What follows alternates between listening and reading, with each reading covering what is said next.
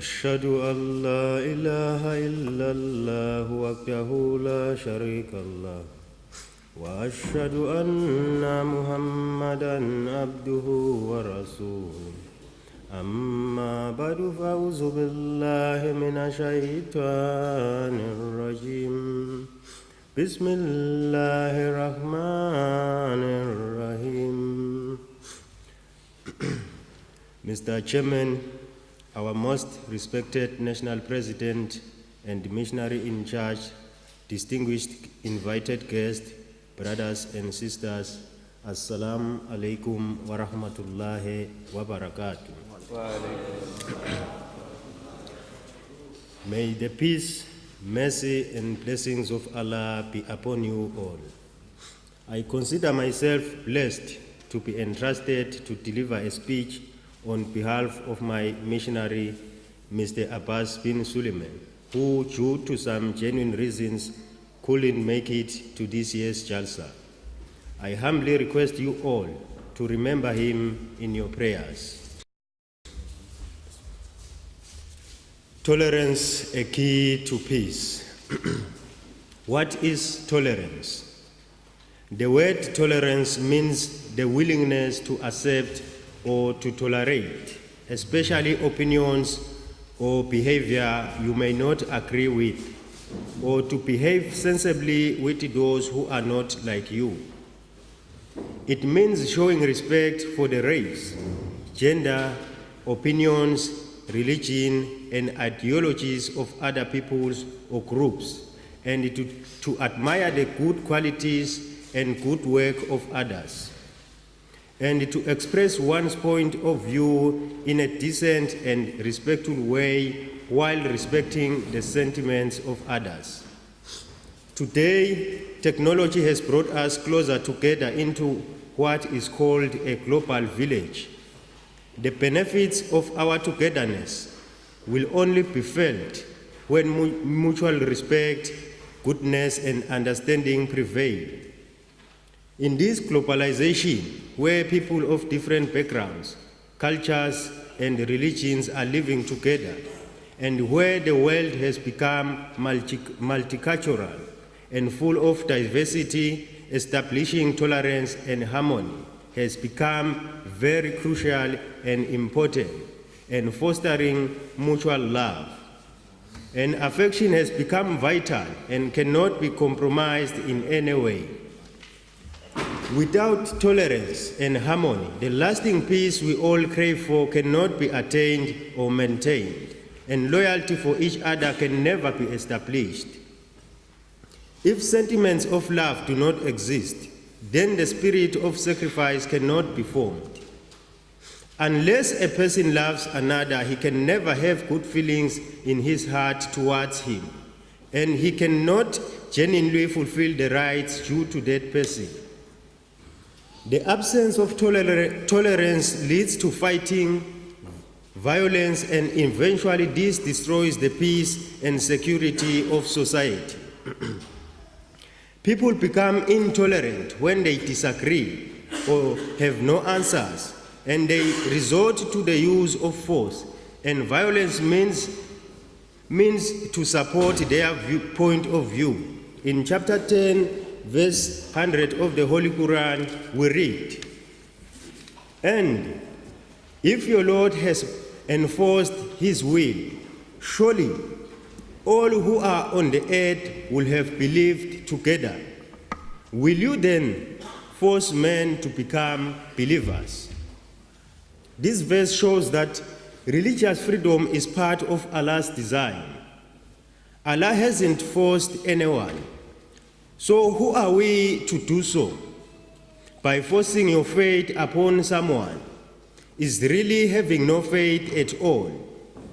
This is not the idea behind Allah creating this physical world. As the verse states, it could have been easy for Allah to force his will, but Allah gave us free will instead, gave us choices. We must choose the right path or be answerable for the consequences. Through all the holy books, Allah has explained to us the result of this choice.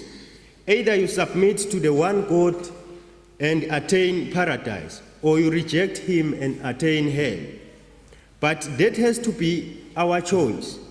The path we take must be our choice. In fact, there is an entire chapter of the Holy Quran, Surah Al-Kafirun 109, which clearly explains how we should conduct ourselves with non-believers.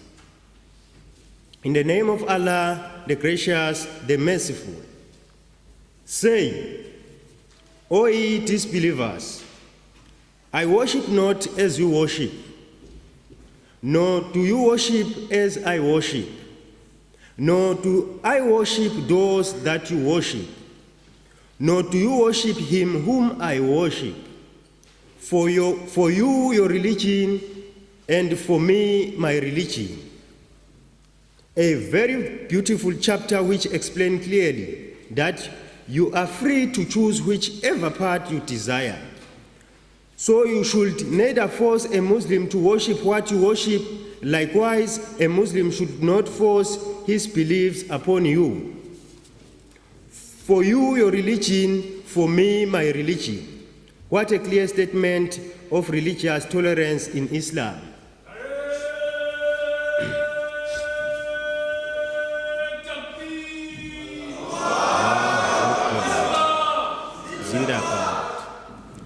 History is abound with many incidents where, because of the absence of tolerance, people have attacked peoples of other faiths, their places of worship, and these have brought about loss of valuable lives and properties. Respected audience, just take a humble look within this hall and see the diversity in here, and ask yourself, what has made this possible? It is because we have tolerated each other. This diversity is the beauty of our universe, without which it would have been boring and unattractive. Tolerance can be shown in many ways, on different occasions and at different times.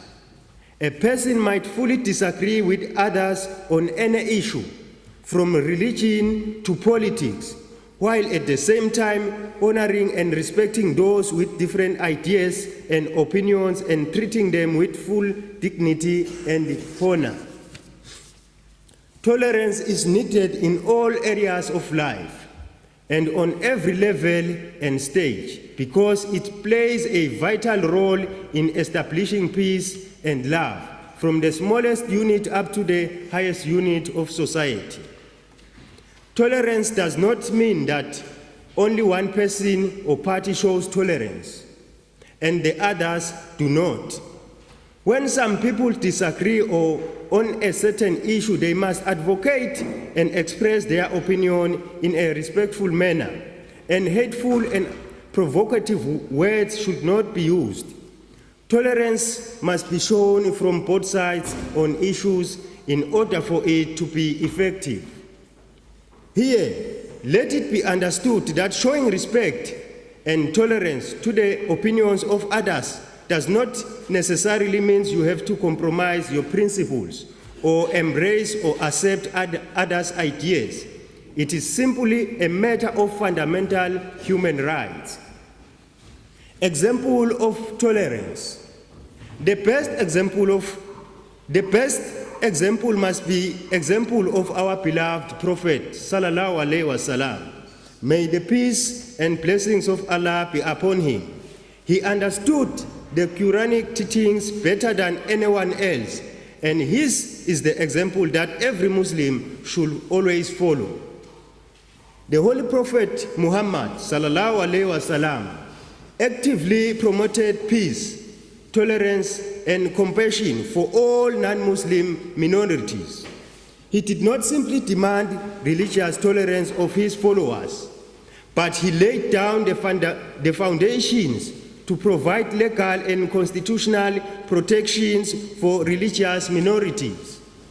When the Holy Prophet Sallallahu Alaihi Wasallam settled in Medina, he set about creating the first Islamic state. In Medina were not only Muslims, but they there was 3 Jewish tribes and other Arabs who had not accepted Islam. The Holy Prophet ﷺ was asked to govern all the citizens. To achieve this, he made a formal agreement known as the Charter of Medina in 622 AD. Mr. Chairman, respected audience, we should bear in mind that this Charter of Medina predated the English Magna Carta by almost 6 centuries.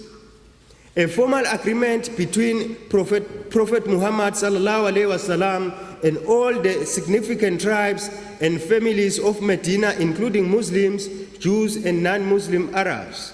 Amazingly, 45% of the total population in Medina consisted of non-Muslim Arabs.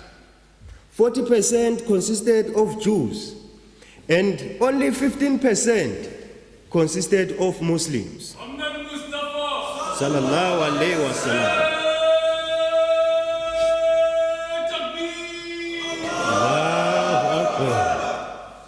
The Charter consists of 47 clauses which set forth the formation of sovereign nation state, which a common citizen for all communities.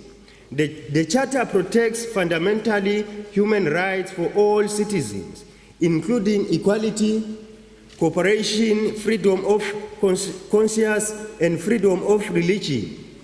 Clause 25 specifically states that Jews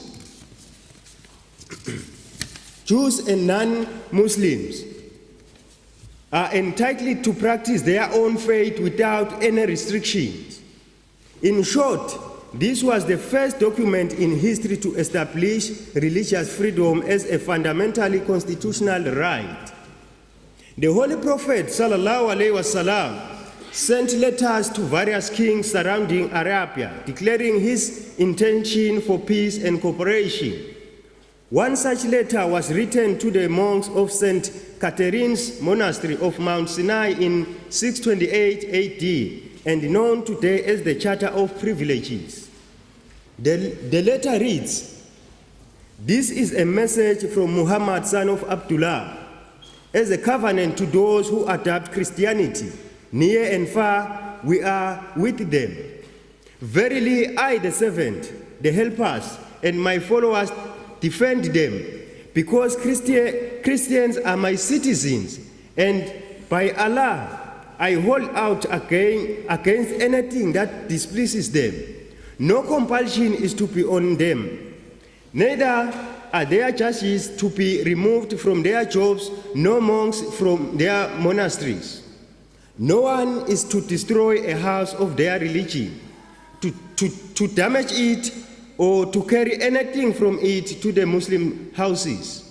Should anyone take any of these, he will spoil God's covenant and disobey his prophet. Verily, they are many allies and have many secure charter against all that they hate. No one is to force them to travel or to oblige them to fight. The Muslims are to fight for them. If a female Christian is married to a Muslim, it is not to take place without her approval. She is not to be prevented from visiting her church to pray. Their churches are to be respected. They are neither to be prevented from repairing them nor the sacredness of their covenants. No one of the nation of Muslims is to disobey the covenant till the last day, end of the world. The Charter is a living document which gave to the Christians and Jews of Medina goodwill and love. They were given same treatment as was given to any Muslim. The story of Christian and Zoroastrian's visitor to the Holy Prophet is on record. Not the slightest religious tolerance can be traced in any of these.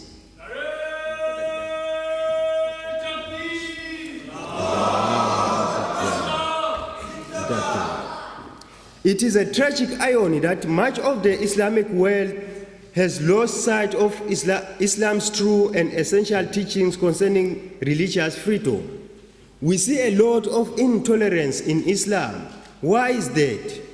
Sadly, these days much of the Islam world has lost sight of Islam's true and essential teaching concerning religious freedom and tolerance.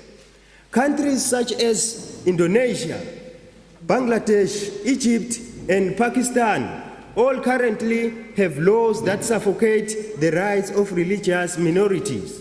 Sadly, despite being a so-called Muslim countries, they are very intolerant of non-Muslims. The Holy Prophet Sallallahu Alaihi Wasallam has said, "Make religion easy for others to follow. Do not make it difficult. Similarly, present religion in a pleasing manner. Do not make it repulsive to others." Tolerance is not simply an attitude, but is essentially element for peace, unity, and economic well-being of a people. The meaning of tolerance is acceptance and understanding. Intolerance breeds hatred. Hatred leads to distrust. Distrust causes disunity.